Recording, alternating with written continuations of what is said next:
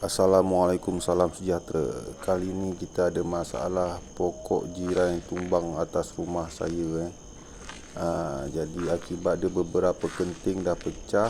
Lepas tu banyak daun lah atas atap dan memungkinkan kebocoran berlaku pada atap.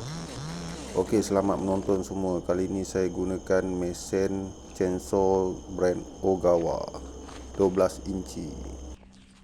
Okey, mesin ni sebenarnya saya dah beli lama dalam 2-3 tahun lepas. Sebab memang niat nak potong pokok tu, cuma tak berkesempatan jumpa owner rumah. Owner rumah jiran tu dia tak duduk kat rumah tu, jadi tak sempat jumpa sampai sekarang. Jadi alang-alang pokok dah tumbang, barulah kita boleh potong. Jadi first kali untuk start mesin ni, kita perlu bancuh petrol dan tuti, minyak tuti, ikut sukatan melalui botol tu.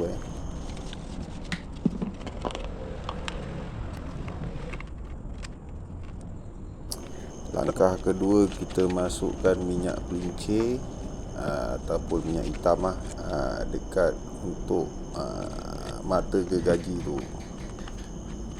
Langkah ketiga, kita kena manual pump minyak tu masuk ke dalam carburetor. Jadi tekan je lah punat getah tu. Lepas tu kita terus on dan tarik cok. Lepas tarik cok, kita main minyak sikit. Lepas tu bolehlah tarik tali starter enjin tu.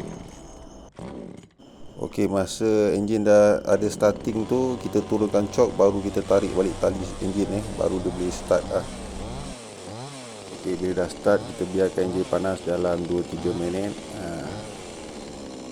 Biasa bila kita dah kosongkan tangki betul-betul, enjin akan bertahan dalam 2-3 minit lepas tu dia akan padam sendiri.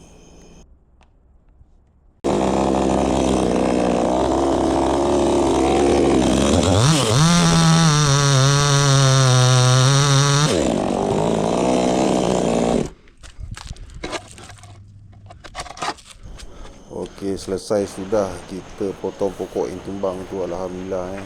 Terima kasih semua kerana menonton. Jangan lupa subscribe, like, share dan komen. Siapa berminat beli mesin Ogawa, boleh tekan dekat link Shopee yang saya sediakan di ruangan description. Okey, terima kasih semua. Jangan lupa subscribe, tanda support untuk video seterusnya. Terima kasih semua, semoga bermanfaat.